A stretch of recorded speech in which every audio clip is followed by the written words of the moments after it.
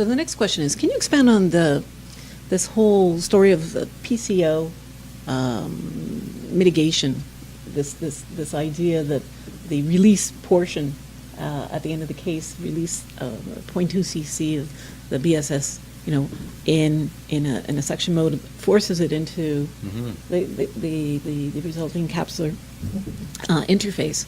And what's your thought and feeling on that? Well, you've got this capsule that's basically been pulled up into the device. Then you've got a cut made, and the suction is still holding the bag in place. And then you have the suction release, which is basically pushing that fluid bolus back into the eye through the tubing. And it's got nowhere to go but in the capsular bag. And symmetrically, so not just two different areas you're shooting, you're symmetrically basically creating this fluid wave, right?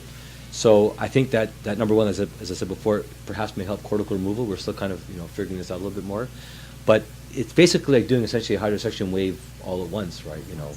And so the idea basically you're hitting the equatorial cells.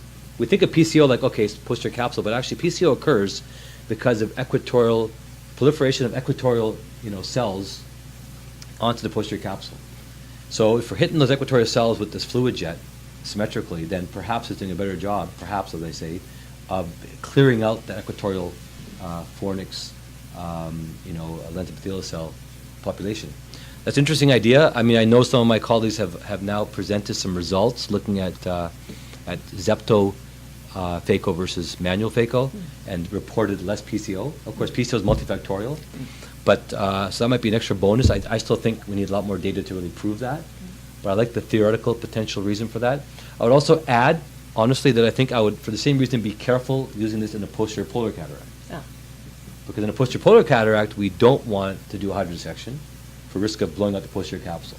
So if you're worried about the posterior capsule, like a posterior polar cataract, or maybe someone who's had intravitreal injections, or sometime that needle may be close to the posterior capsule during the injections, I would actually recommend to, perhaps avoid doing ZEPTO this time because of that same reason where we're creating a hydrosection.